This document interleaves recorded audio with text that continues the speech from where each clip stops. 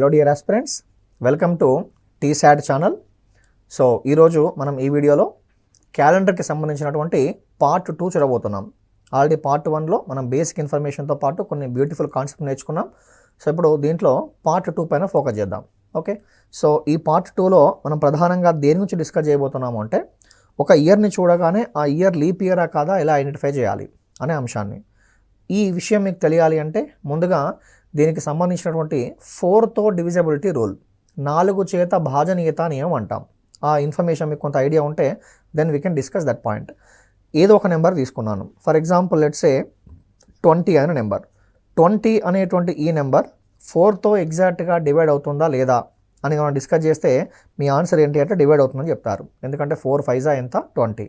అలా కాకుండా నేను ఒక పెద్ద నెంబర్ తీసుకున్నాను, లెట్స్ సే ఏదో ఒక నెంబర్ 2 3 1 5 9 2 ఇలా ఒక నెంబర్ తీసుకున్నాను. మరి ఈ నెంబరు 4తో డివైడ్ అవుతుందా లేదా అని మిమ్మల్ని అడిగినప్పుడు మీరు చెప్పే ఆన్సర్ ఏంటి అంటే దీన్ని నార్మల్గా మీరు డివిజబిలిటీ చేస్తారు కదా, నార్మల్గా 4తో డివైడ్ చేసి whether that is divisible by 4 or not అని మీరు చెప్తారు.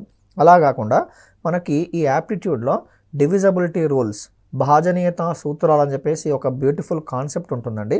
ఏంటి డివిజబిలిటీ రూల్ అంటే ఒక నెంబర్ అనేటువంటిది ఇచ్చినటువంటి మరొక నెంబర్ చేత ఎగ్జాక్ట్గా డివైడ్ అవుతుందా లేదా అని చెప్పి మనం భాగాహారము చెయ్యకుండానే చెప్పేటువంటి నియమాన్ని లేదా సూత్రాన్ని ఏమంటామంటే భాజనీయత నియమము లేదా సూత్రం అంటాం.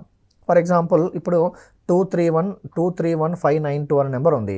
మరి ఈ నెంబరు 4తో డివిజబుల్ అవుతుందా లేదా అని ఎలా గుర్తించాలి అంటే ఈ ఇచ్చినటువంటి సంఖ్యలో చివరి 2 అంకెలతో ఏర్పడ్డ సంఖ్య, చివరి 2 అంకెలు ఏమున్నాయండి 92 ఉంది.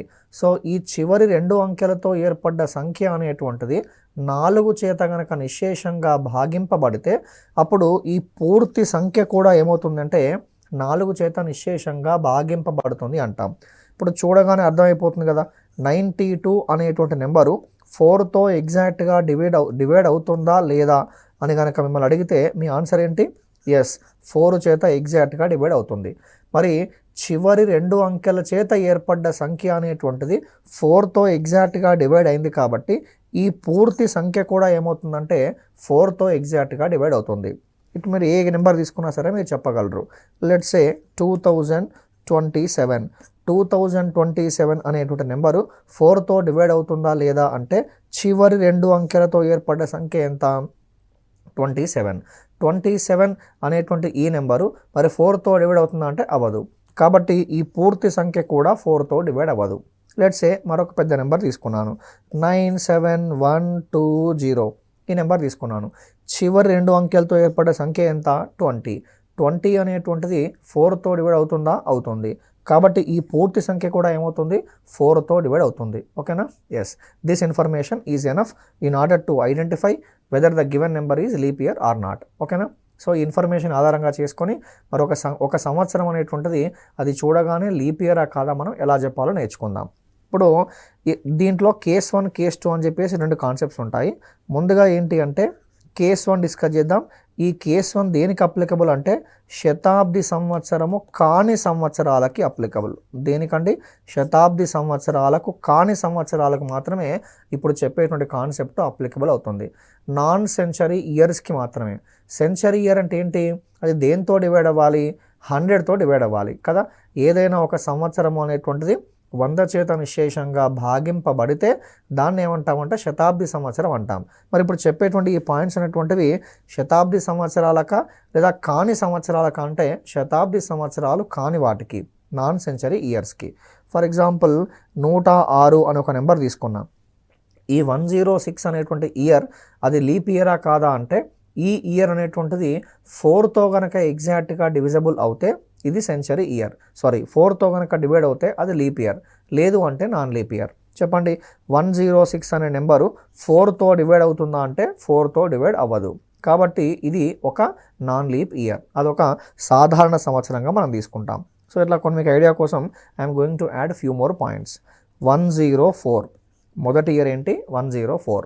మరొక ఇయర్ వచ్చేసి లెట్స్ సే 216 లేదా 5112. సో 1312, 1820, 1916, 2024, సో ఇట్లా మీరు you can add few more examples also, no issue. ఈ అన్ని నెంబర్స్ మీరు జాగ్రత్తగా అబ్జర్వ్ చేయండి. Are they exactly divisible by 4, are they exactly divisible by 4, అవి 4 చేత నిశ్శేషంగా భాగింపబడతాయా? ఎస్, భాగింపబడతాయి. దానికన్నా ముందుగా అసలు ఇవి సెంచరీ ఇయర్సా, నాన్ సెంచరీ ఇయర్సా? నాన్ సెంచరీ ఇయర్సు. ఇవన్నీ కూడా శతాబ్ది సంవత్సరాలు కాని సంవత్సరాలు. మరి ఈ శతాబ్ది సంవత్సరాలు కాని ఈ సంవత్సరాలు అన్నీ కూడా 4తో డివైడ్ అవుతున్నాయా, అవ్వట్లేదా? అవుతున్నాయి. కాబట్టి ఈ అన్ని సంవత్సరాలను మనం సింపుల్గా ఏమని చెప్తాము అంటే లీపు సంవత్సరాలు అని చెప్తాం. All these years or set to be simply leap years. అంటే ఒక ఇయర్ లీప్ ఇయర్ కావాలి అంటే దేంతో డివైడ్ అవ్వాలి? 4తో డివైడ్ అవ్వాలి. అది ఏ సందర్భంలో? శతాబ్ది సంవత్సరాలు కాని సందర్భంలో. ఓకే, సో ఇప్పుడు మరి శతాబ్ది సంవత్సరాలకు సంబంధించినటువంటి కేసులో ఎలా ఉంటుంది? శతాబ్ది సంవత్సరాలు కేస్ 2 గురించి మాట్లాడదాం. శతాబ్ది సంవత్సరాలు, సో దీని గురించి మాట్లాడదాం.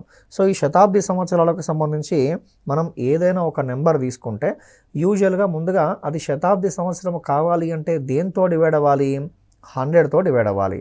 మరి ఆ శతాబ్ది సంవత్సరము లీపు సంవత్సరము కావాలి అంటే మాత్రం అది ఖచ్చితంగా దేంతో డివైడ్ అవ్వాలి అంటే 400 చేత డివైడ్ అవ్వాలి. ఓకేనా? ఇక్కడ అనుకోండి జస్ట్ కేవలం ఆ సంవత్సరము అనేటువంటిది 4తో డివైడ్ అయితే సరిపోతుంది. కానీ ఇక్కడ ఎలా ఉండాలి? 400తో డివైడ్ అవ్వాలి. ఎందుకలా 400తో డివైడ్ అవ్వాలి అంటే ముందుగా అది శతాబ్ది సంవత్సరం కావాలి అంటే 100తో డివైడ్ అవ్వాలి. అదేవిధంగా అది లీప్ ఇయర్ కావాలి అంటే 4తో డివైడ్ అవ్వాలి. సో 100తో డివైడ్ అవ్వాలి మరియు 4తో డివైడ్ అవ్వాలి. కాబట్టి పుట్టుగెదర్ ఏం తీసుకుంటాము అంటే 400తో డివైడ్ అవ్వాలని చెప్పి తీసుకుంటాం. సో ఇక్కడ 400 చేత నిశ్శేషంగా భాగింపబడేటువంటి శతాబ్ది సంవత్సరాలు అన్నీ కూడా ఏమవుతాయి అంటే లీప్ సంవత్సరాలు అవుతాయి. ఇప్పుడు ఎగ్జాంపుల్ యాడ్ చేయండి. సో 400 సంవత్సరం, 800 సంవత్సరం, 1200 సంవత్సరం, 1600 సంవత్సరం, 2000 సంవత్సరం, 2400 సంవత్సరం. ఇట్లా మీరు ఎన్ని పాయింట్స్ యాడ్ చేసినా పర్లేదు. ఇవన్నీ కూడా 400 చేత నిశ్శేషంగా భాగింపబడుతున్నాయా లేదా? భాగింపబడుతున్నాయి. కాబట్టి వీటిని ఏమంటాము అంటే లీపు సంవత్సరాలు అంటాం. ఒకవేళ ఫర్ ఎగ్జాంపుల్ ఇక్కడ జస్ట్ మీకు ఐడియా కోసం ఒక చిన్న ఎగ్జాంపుల్ చెప్తున్నాను. సో లెట్స్ సే 300 సంవత్సరం. చెప్పండి, ఇప్పుడు ఈ 300 సంవత్సరం అనేటువంటిది లీప్ ఇయరా నాన్ లీప్ ఇయరా అంటే ఇది ఖచ్చితంగా నాన్ లీప్ ఇయర్. ఎందుకు? ఈ 300 సంవత్సరం అనేటువంటి శతాబ్ది సంవత్సరమా, శతాబ్ది సంవత్సరము కాని సంవత్సరమా అంటే శతాబ్ది సంవత్సరం. మరి ఈ శతాబ్ది సంవత్సరము లీప్ సంవత్సరం కావాలి అంటే దేంతో డివైడ్ అవ్వాలి? 400 చేత డివైడ్ అవ్వాలి. 300 అనేటువంటి ఒక నెంబరు 400తో డివైడ్ అవుతుందా అంటే అవ్వదు. కాబట్టి this is only a century year, this is not A leap year. I hope you understood. ఓకేనా? సో ఇప్పుడు ఈ స్లైడ్లో ఏం నేర్చుకున్నాం? శతాబ్ది సంవత్సరము అంటే 100తో డివైడ్ అవ్వాలి. ఓకే, మరి శతాబ్ది సంవత్సరాలు కాని సంవత్సరాలు లీప్ సంవత్సరాలు కావాలి అంటే 4తో డివైడ్ అవ్వాలి. శతాబ్ది సంవత్సరాలు లీప్ సంవత్సరాలు కావాలి అంటే 400తో డివైడ్ అవ్వాలి. ఇది బ్యూటిఫుల్ పాయింట్. ఇప్పుడు ఈ నాలెడ్జ్ని బేస్ చేసుకొని ఒక చిన్న ఇన్ఫర్మేషన్ నేర్చుకుందాం. ఏంటా ఇన్ఫర్మేషన్ అంటే చాలా మంచి కాన్సెప్ట్. దీనిపైన గతంలో ఎగ్జామ్స్లో బిట్స్ కూడా అడిగారు. ఏంటి అంటే మొదటి 100 సంవత్సరాలకి ఉన్నటువంటి అదనపు రోజులు ఎన్నో కనుక్కుందాం. ఫస్ట్ సెంచరీ ఇయర్స్, మొదటి 100 సంవత్సరాలకి ఉన్నటువంటి అదనపు రోజులు ఎన్ని?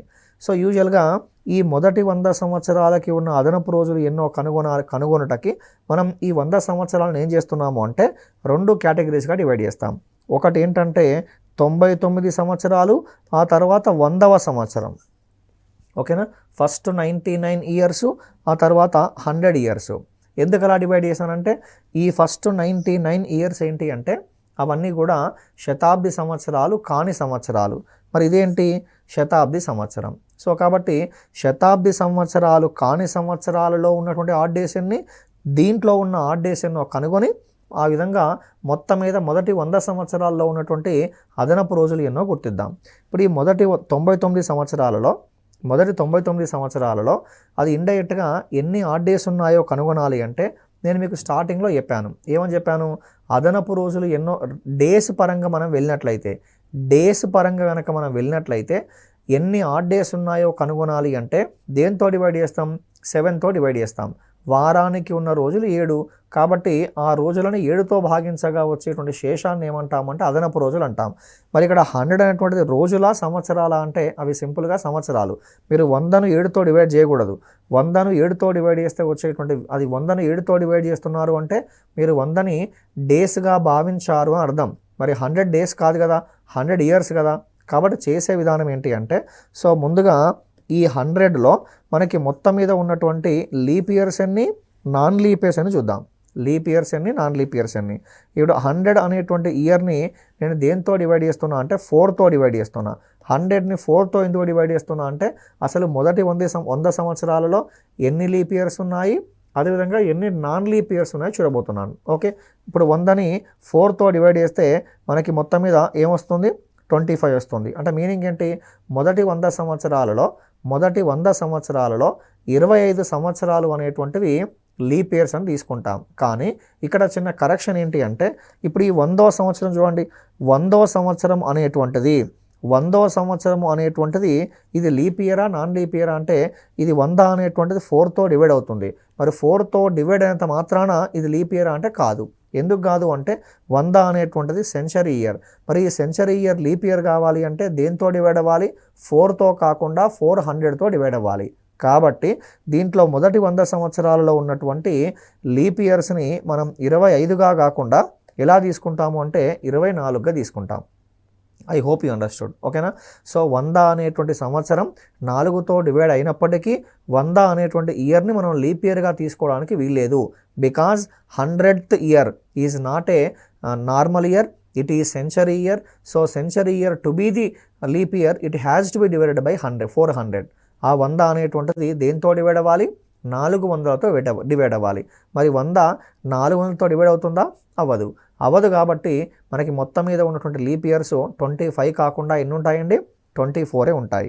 సో కాబట్టి ఓవరాల్గా మొదటి 100 సంవత్సరాలలో ఇప్పుడు ఏం కంక్లూడ్ చేయొచ్చు, మొదటి 100 సంవత్సరాలలో 24 సంవత్సరాలు ఏమో లీపు సంవత్సరాలు ఉంటే మిగతా 76 సంవత్సరాలు ఏముంటాయంటే సాధారణ సంవత్సరాలు ఉంటాయి. ఇక్కడ మనకి ఇంకో పాయింట్ ఏం తెలుసు, స్టార్టింగ్లో నేర్చుకున్నాం. ఏంటది, సాధారణ సంవత్సరానికి ఒక అదనపు రోజు ఉంటే లీపు సంవత్సరానికి మాత్రం 2 అదనపు రోజులు ఉంటాయి. మరి 76 సాధారణ సంవత్సరాలకి ఉన్నటువంటి అదనపు రోజులు ఎన్ని అంటే 76 × 1 అంటే 76.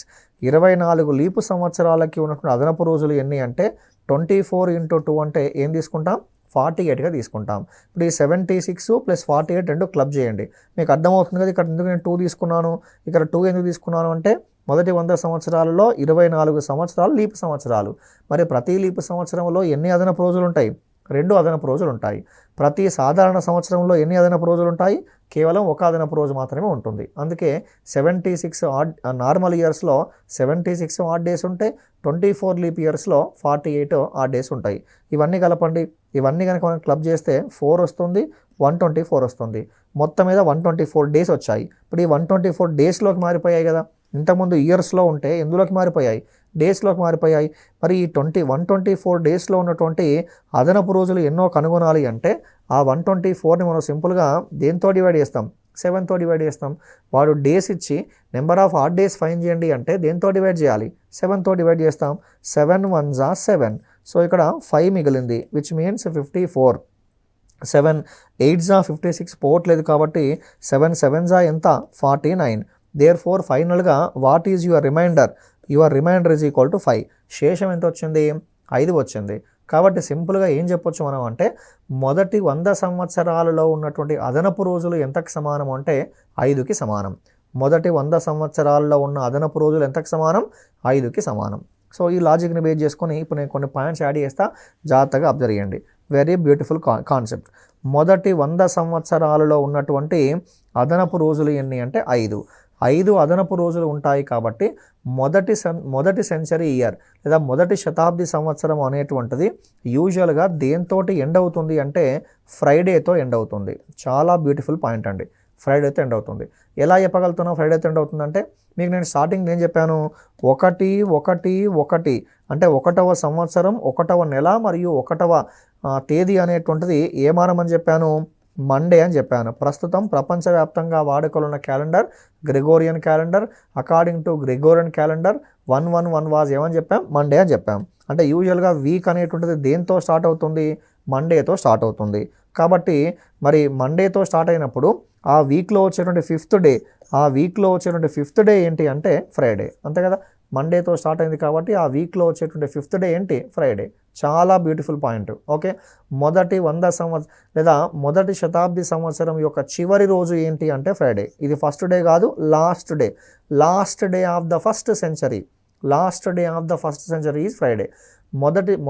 మొదటి శతాబ్ది సంవత్సరం యొక్క చివరి రోజు ఏంటి అంటే ఫ్రైడే. అదేవిధంగా మీరు 200 సంవత్సరాలు తీసుకోండి, 200 సెంచరీ ఇయర్స్. సింపుల్గా మొదటి 100 శతాబ్ది సంవత్సరాలలో లేదా మొదటి శతాబ్ది సంవత్సరంలో 5 ఆడ్ డేస్ ఉంటే నేను 200 సంవత్సరాలు తీసుకున్నప్పుడు 5 × 2 అంటే ఎన్ని వస్తాయండి? 10 డేస్ వస్తాయి.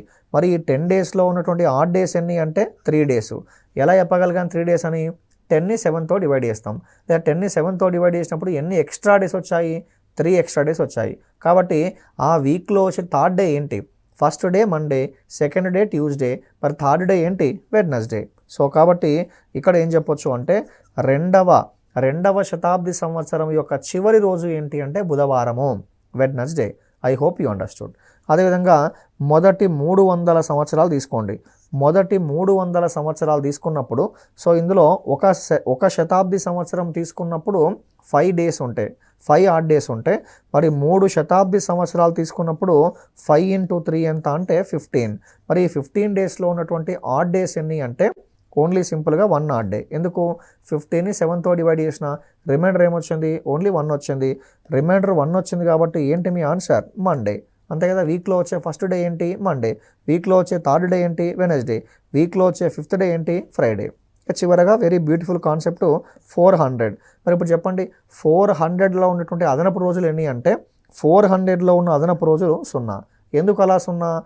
ఇప్పుడు యాక్చువల్గా 100, 200, 300 అవన్నీ లీప్ ఇయర్సా నాన్ లీప్ ఇయర్సా అంటే నాన్ లీప్ ఇయర్స్. ఎందుకంటే ఇవన్నీ కూడా 400తో డివైడ్ అవ్వట్లేదు. కానీ 400 లీప్ ఇయర్ నాన్ లీప్ ఇయరా? So leap year. మరి లీప్ ఇయర్ కాబట్టి 400ని 400తో డివైడ్ చేశాను. రిమైండర్ ఏమొచ్చింది? 0 వచ్చింది. మరి రిమైండర్ 0 వచ్చింది కాబట్టి మొదటి 400 సంవత్సరాలకి ఉన్నటువంటి అదనపు రోజులు ఎన్ని అంటే 0. అదనపు రోజులు 0గా ఉన్నాయి కాబట్టి ఆ 4వ సెంచరీ యొక్క లాస్ట్ డే ఏమవుతుంది అంటే సండేతోని ఎండ్ అవుతుంది. ఇవన్నీ కూడా స్టార్ట్ అయ్యే డేస్ కాదు, ఎండ్ అయ్యే days. I hope you understood. మొదటి 100 సంవత్సరాలు లేదా ఫస్ట్ సెంచరీ ఇయర్ అనేటువంటిది దేంతో ఎండ్ అవుతుంది అంటే ఫ్రైడేతో ఎండ్ అవుతుంది. రెండవ సెంచరీ ఇయర్ దేంతో ఎండ్ అవుతుంది అంటే వెడ్నెస్డేతో ఎండ్ అవుతుంది. తర్వాత 3వ సెంచరీ ఇయర్ దేంతో ఎండ్ అవుతుంది? మండేతో ఎండ్ అవుతుంది. 4వ సెంచరీ ఇయర్ దేంతో ఎండ్ అవుతుంది? సండేతో ఎండ్ అవుతుంది. ఓకేనా? సో ఇవన్నీ కూడా ఎండ్ అయ్యేటువంటి డేసా స్టార్ట్ అయ్యే డేసా అంటే ఎండ్ అయ్యే డేస్. ఇగో ఈ పాయింట్ పైన గతంలో బిట్స్ అడిగారు ఎగ్జామినేషన్లో. ఎలా అడిగారు అంటే శతాబ్ది సంవత్సరం యొక్క చివరి రోజు కానిది ఏది, లేదా శతాబ్ది సంవత్సరం యొక్క మొదటి రోజు కానిది ఏది, లేదా శతాబ్ది సంవత్సరం యొక్క మొదటి రోజు అవడానికి స్కోప్ ఉన్నటువంటి డే ఏంటిది, అట్లా మనకు క్వశ్చన్స్ అంటే 4 మోడల్స్ ఉంటాయి. స్టార్ట్ అయ్యేది ఏది, ఎండ్ అయ్యేది ఏది, స్టార్ట్ కానిది ఏది, ఎండ్ కానిది ఏది. I hope you understood. So ఇప్పుడు దీనికి నేను మరికొన్ని పాయింట్స్ యాడ్ చేయబోతున్నా, జాగ్రత్తగా అబ్జర్వ్. ఏంటి ఆ పాయింట్స్ అంటే ఇప్పుడు సెంచరీ ఇయర్ అనేటువంటిది సెంచరీలో లాస్ట్ డే ఏంటి అంటే ఫ్రైడే కదా. లాస్ట్ డే ఫ్రైడే కాబట్టి సింపుల్గా ఫస్ట్ డే ఏంటి అంటే సాటర్డే. ఫస్ట్ డే ఏంటి? సాటర్డే. అంటే మొదటి 100వ సంవత్సరం అనేటువంటిది మొదటి శతాబ్ది సంవత్సరం దేంతో స్టార్ట్ అవుతుంది అంటే సాటర్డేతో స్టార్ట్ అవుతుంది. రెండవ శతాబ్ది సంవత్సరం దేంతో స్టార్ట్ అవుతుంది అంటే థర్స్డేతో స్టార్ట్ అవుతుంది. 3వ శతాబ్ది సంవత్సరం దేంతో స్టార్ట్ అవుతుంది అంటే ట్యూస్డేతో స్టార్ట్ అవుతుంది. 4వ శతాబ్ది సంవత్సరం దేంతో స్టార్ట్ అవుతుంది అంటే మండేతో స్టార్ట్ అవుతుంది. ఓకేనా? ఇవన్నీ స్టార్ట్ అయ్యేటువంటి డేసు, ఇవన్నీ ఏంటి? ఎండ్ అయ్యేటువంటి డేసు. మొదటి శతాబ్ది సంవత్సరము దేంతో స్టార్ట్ అవుతుంది? సాటర్డే. రెండవ శతాబ్ది సంవత్సరము థర్స్డే. 3వ శతాబ్ది సంవత్సరము ట్యూస్డే. 4వ శతాబ్ది సంవత్సరము Monday. I hope you understood. అదేవిధంగా మరి మొదటి శతాబ్ది సంవత్సరం దేంతో ఎండ్ అవుతుంది? ఫ్రైడే. రెండవది వెనస్డే. మూడవది మండే. 4వది సండే. ఇప్పుడు ఇవే కాదండి, ఇవి సైక్లిక్గా వస్తూ ఉంటాయి. సైక్లిక్గా అంటే 400 తర్వాత నెక్స్ట్ టైం వస్తుంది 500. 500 ఇయర్ దేంతో ఎండ్ అవుతుంది? Friday. 600 year Wednesday, 700 year Monday, అట్లా 800 year again Sunday. I hope you understood. కాబట్టి ఇప్పుడు ఇక్కడ ఏం చెప్పొచ్చు అంటే ఫస్ట్ క్వశ్చన్ అబ్జర్వ్ చేయండి. క్వశ్చన్ నెంబర్ 1 ఏంటి అంటే సాధారణంగా శతాబ్ది సంవత్సరాలు ఏ డేతో ఎండ్ అవుతాయి అంటే మీ ఆన్సర్ ఏంటిది? ఫ్రైడే కావచ్చు, వెనస్డే కావచ్చు, మండే కావచ్చు, సండే కావచ్చు. ఇది క్వశ్చన్ నెంబర్ 1. క్వశ్చన్ నెంబర్ 2 ఏంటి అంటే శతాబ్ది సంవత్సరాలు దేనితో ఎండు కావు? శతాబ్ది సంవత్సరాలు దేనితో ఎండు కావు అంటే ఈ 4 డేస్ కాకుండా మిగతా డేస్తో ఎండు కావు. మిగతా డేస్ ఏ మిగిలా? ఇక్కడ సండే ఉంది, మండే ఉంది, ఇక్కడ ట్యూస్డే మిగిలింది, థర్స్డే మిగిలింది, సో సాటర్డే మిగిలింది. సో అట్లా Tuesday, Saturday and Wednesday, Tuesday and next వచ్చి సాటర్డే కదా, Tuesday and Saturday. I hope you understood. So మరోసారి అబ్జర్వ్ చేయండి.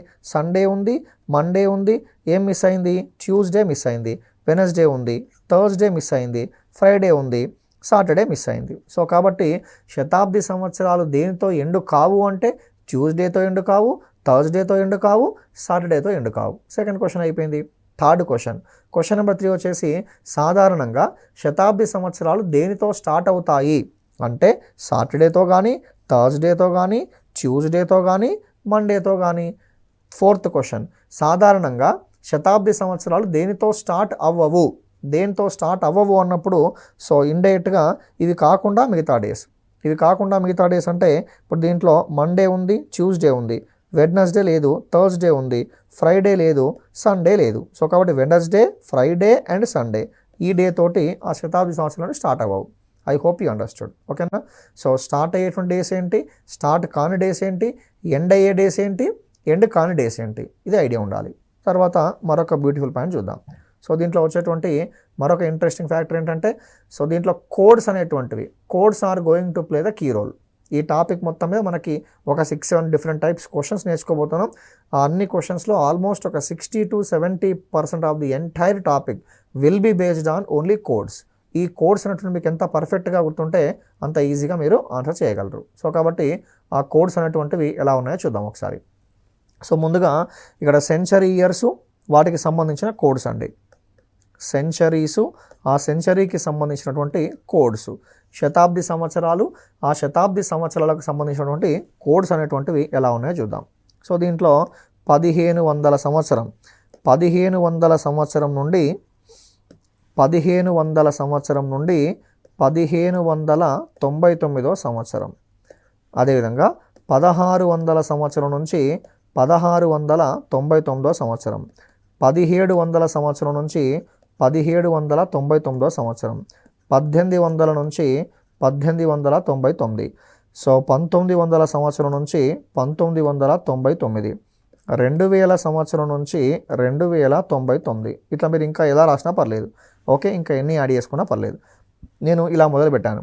సో ఇప్పుడు 1500 సంవత్సరం నుంచి 1599 సంవత్సరం మధ్య వాడు క్వశ్చన్లో ఏ ఇయర్ ఇచ్చినా సరే ఆ సెంచరీకి, ఆ పర్టికులర్ ఇయర్కి సంబంధించిన కోడ్ ఎంత అంటే 0గా తీసుకుంటాం, ఇక్కడ 6గా తీసుకుంటాం, 4గా తీసుకుంటాం, సో 2గా తీసుకుంటాం, ఇక్కడ 0గా తీసుకుంటాం, 6గా తీసుకుంటాం. ఓకేనా? మీరు అబ్జర్వ్ చేయండి, 0642 అనేటువంటిది సైక్లిక్గా రిపీట్ అవుతుంది. మరి నెక్స్ట్ నాకు కావాలంటే ఏం చేయాలి? 0642. ఆ పైన ఇయర్స్ కావాలి అంటే 0642. I hope you understood. ఇట్లా మీరు ఏ ఇయర్ తీసుకున్నా సరే 0642 అనేటువంటిది సైక్లిక్గా రిపీట్ అవుతుంది.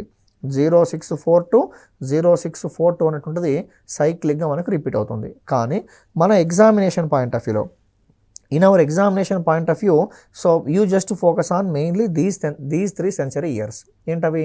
1800 నుంచి 1899 ఇయర్ మధ్యలో వాడు ఏ ఇయర్ ఇచ్చినా సరే కోడ్ ఏం తీసుకుంటాం? 2గా తీసుకుంటాం. 1900 to 1999 your code should be 0. 2000 to 2099 your code ఏంటి? 6. ఫర్ ఎగ్జాంపుల్ నేను 2022 తీసుకున్నా. 2022 అనే ఇయర్ క్వశ్చన్లో ఉన్నప్పుడు దాని కరస్పాండింగ్గా ఉన్నటువంటి సెంచరీ కోడ్ ఎంత అంటే ఏమని తీసుకుంటాం? 6గా తీసుకుంటాం. అదేవిధంగా లెట్సే 1947 అనేటువంటిది ఈ కేటగిరీకి వస్తుంది కదా. కాబట్టి 1947 అనే ఇయర్ ఉన్నప్పుడు దానికి సంబంధించిన కరస్పాండింగ్ సెంచరీ కోడ్ ఎంత అంటే 0గా తీసుకుంటాం.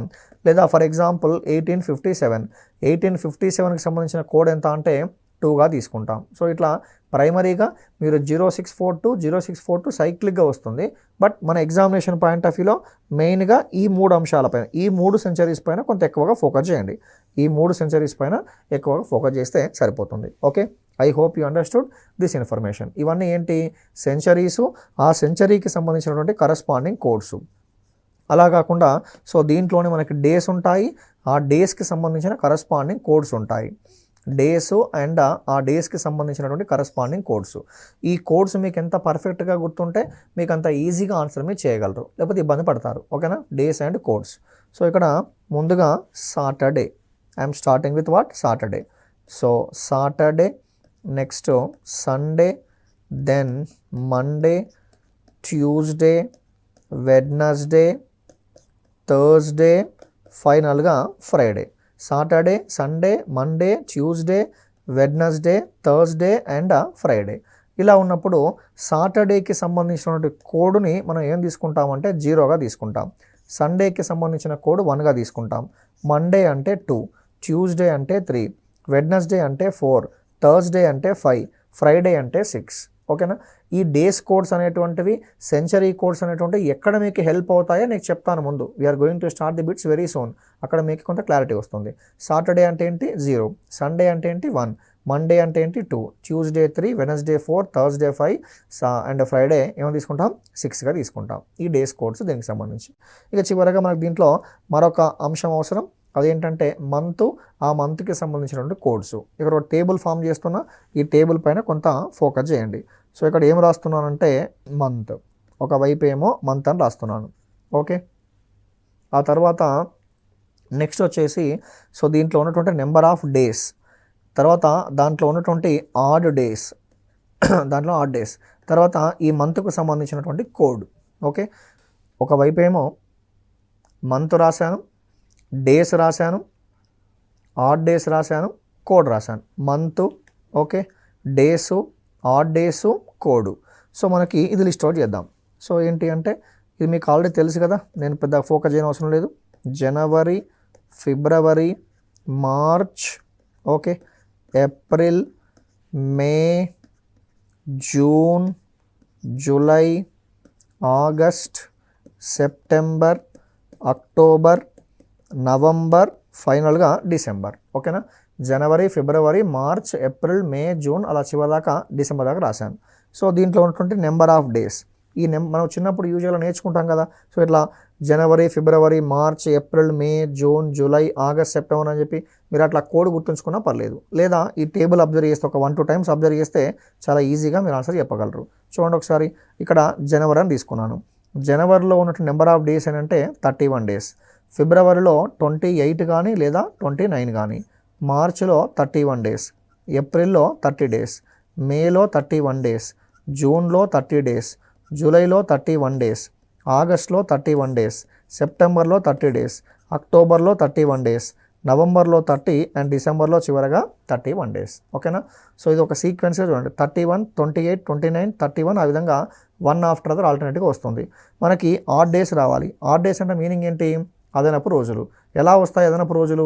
ఇచ్చిన రోజులను దేంతో డివైడ్ చేయాలి? 7తో డివైడ్ చేయాలి. 7తో డివైడ్ చేయగా వచ్చేటువంటి శేషాన్ని ఏం తీసుకుంటామంటే మనం అదనపు రోజులు తీసుకుంటాం. ఇప్పుడు 31 ఉంది, నేను 31ని 7తో డివైడ్ చేస్తున్నా. 31ని 7తో డివైడ్ చేసినప్పుడు వచ్చేటువంటి ఆడ్ డేస్ అని అంటే 7 4 28. ఎంత మిగిలిన శేషం? 3 మిగిలింది. కాబట్టి 31 ఎక్కడెక్కడైతే ఉంటుందో అక్కడ ఉన్నటువంటి అదనపు రోజులు ఏంటంటే 3గా తీసుకుంటాం. 31 ఉన్నటువంటి ప్రతి చోట కూడా ఉన్నటువంటి అదనపు రోజులని ఎలా తీసుకుంటాం? 3గా తీసుకుంటాం. మరి 31 డేస్ ఉన్నప్పుడు 3 ఆడ్ డేస్ ఉంటే, మరి 30 ఉన్నప్పుడు ఎన్ని ఆడ్ డేస్ ఉంటాయి? 2 ఆడ్ డేస్ ఉంటాయి. సో ఇక్కడ చివరగా మనకి ఫిబ్రవరి మంత్లో 28 డేస్ ఉన్నప్పుడేమో 0 ఆడ్ డేసు, లేదా 29 డేస్ ఉన్నప్పుడేమో 1 ఆడ్ డేగా తీసుకుంటాం. ఇది ఆ డేస్ సంబంధించి.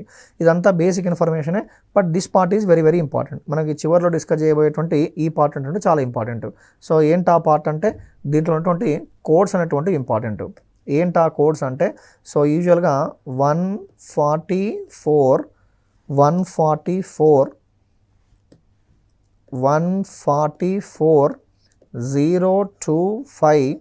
146, 146 అనేటువంటిది మనకున్నటువంటి ఆ సెంచరీ కోడ్ అండి, మంత్ కోడ్స్ అండి.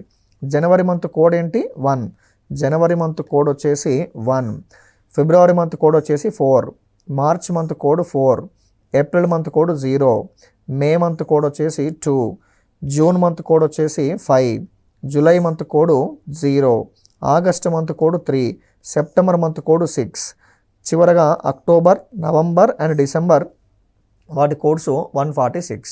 సో ఇక్కడ ఈ కోడ్స్ గుర్తుంచుకోవడానికి మనకు చిన్న ట్రిక్ కూడా మనకు యూజ్ అవుతుంది. ఏంటంటే దీన్ని సింపుల్గా ఏం రాసుకోవచ్చు మనం, 144 025 036 146 అని రాసాం కదా. మరి దీన్ని ఎలా మనం గుర్తుంచుకోవచ్చు అంటే, ఇంకో ఈ 144ని సింపుల్గా ఏం రాసుకుంటామండి, 12 స్క్వేర్, 12 స్క్వేర్ 0, 25 అంటే 5 స్క్వేర్, 0, 36 అంటే 6 స్క్వేర్, 146. ఓకేనా. సో ఎలా గుర్తుంచుకోవచ్చు అంటే 12 స్క్వేరు, 05 స్క్వేరు, 06 స్క్వేరు, 146 అలా గుర్తుంచుకోవచ్చు. ఓకే. అయితే ఇక చిన్న విషయం ఏంటి అంటే, ఇక్కడ యూజువల్గా మీరు కొన్ని రకాల పబ్లికేషన్స్ ఫాలో అయినప్పుడు అన్ని పబ్లికేషన్స్లో ఈ కోడ్స్ అనేటువంటివి ఒకే విధంగా ఉండవండి. ఫర్ ఎగ్జాంపుల్ ఇక్కడ నేను కోడ్ ఇలా ఫాలో అయ్యాను, 12 స్క్వేర్ 05 స్క్వేర్ 06 స్క్వేర్ 146. అదేవిధంగా ఇంతకుముందు మీకు ఇక్కడ ప్రీవియస్ స్లైడ్లో ఏం చెప్పాను, సెంచరీ కోడ్స్, డేస్ కోడ్స్ చెప్పాను. నేను ఇక్కడ సాటర్డేని 0గా తీసుకున్నాను. మీరు కొన్ని రకాల పబ్లికేషన్ రెఫర్ చేసినప్పుడు మేబీ సండేని కానీ మండేని కానీ 0గా తీసుకుంటాడు. కాబట్టి ఏ పబ్లికేషన్ పరంగా వెళ్ళినా మీకు ఆన్సర్ ఏ మార్పు ఉండదు. ఫర్ ఎగ్జాంపుల్ నేను ఇప్పుడు ఇదే సెంచరీ కోడ్సు, ఇవే డేస్ కోడ్సు, అదేవిధంగా ఇవే మంత్ కోడ్స్ ఫాలో అవ్వండి, ఆన్సర్ సేమ్ వస్తుంది. లేదు ఇతరత్ర బుక్లో ఉన్నటువంటి అవే సెంచరీ కోడ్సు, అవే మంత్ కోడ్సు, అవే డేస్ కోడ్స్ వాడండి, అదే సేమ్ ఆన్సర్ వస్తుంది. అంతేగాని ఇక్కడ సెంచరీ కోడు, ఇంకో పబ్లికేషన్లో డేస్ కోడ్సు, ఇంకో పబ్లికేషన్లో మంత్ కోడ్స్గా తీసుకుంటే అప్పుడు మీకు ఆన్సర్ రాంగ్ వస్తుంది. కానీ my sincere suggestion is follow only this rule, because so ఇలా తీసుకున్నప్పుడు మనకి మంత్ కోడ్స్ గుర్తుంచుకోవడానికి ట్రిక్ ఉంది కదా, సింపుల్గా 12 స్క్వేర్ 05 స్క్వేర్ 06 స్క్వేర్ 146. ఓకేనా. సో ఇది కోడ్కి సంబంధించి. So these codes are going to play the key role. So this information is enough to answer the questions. దీంట్లో చిన్న ఫార్ములా ఉంటుంది, ఆ ఫార్ములా ఏంటో చూద్దాం. సో ఇప్పుడు దీంట్లో మనం century codes, month codes, century codes అనేటువంటివి నేర్చుకున్నాం. దీన్ని బేస్ చేసుకొని ఒక చిన్న ఫార్ములా ఉంటుంది, ఆ ఫార్ములా ఏంటో మనం నెక్స్ట్ ఎపిసోడ్లో చూద్దాం.